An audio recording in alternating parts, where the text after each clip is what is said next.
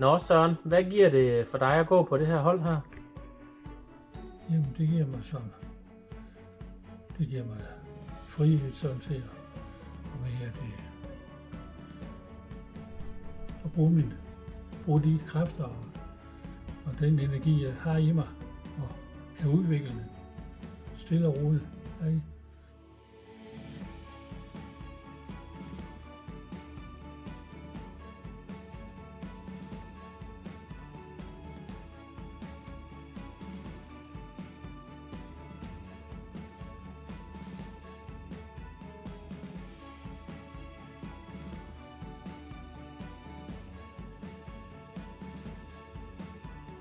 Vil I så ikke være søde lige at sætte et par ord på, hvad det er, I sådan har fået ud af at komme her på vores holdtræningshold?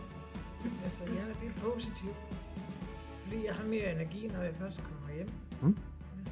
Selvom jeg har været afsted hele dagen, ja. For eksempel torsdag. Mm. Og så er det jo det sociale i det også. Jamen det sociale, det betyder rigtig meget. Ja, det gør det. Og det er det, der gør, at det er med til, at vi kommer. Ja. Og så det, at det er i eget tempo, det betyder rigtig meget for mig. Mm. Jeg vil ikke kunne gå ind på nogle andre hold, fordi jeg har brug for det her med, at det er i eget tempo. Mm. Jeg kan ikke mærke sådan en specifik forandring, men jeg kan se, fra jeg startede i marts og til nu, der har jeg det væsentligt langt bedre. Ja. Generelt. Mm. Ja. Dejligt.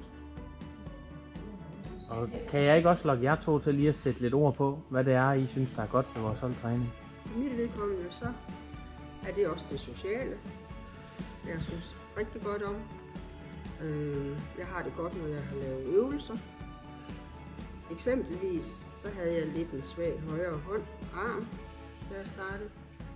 Når jeg om morgenen skulle fylde min vandkedel til teen, så døjede jeg med at bruge den højre arm. Det kan jeg i dag en hel kande fuld. Mm. Så det er et fremskridt. Jeg synes, det er dejligt at komme herud og være sammen med de mennesker, der nu er på holdet. Mm. Rigtig godt. Det er absolut det sociale, det er. Og så taber man jo også lidt en gang, men sådan. Det har du måske. Hvor meget har du tabt, 6 Ole? kilo. 6 kilo? Og hvor længe er det på? Det er siden Helle hun begyndte. Siden maj? Ja, det er flot. Det er fællesskab, det er socialt, det er træning, det er velvære, det er sundhed. Det er Sundhallerne.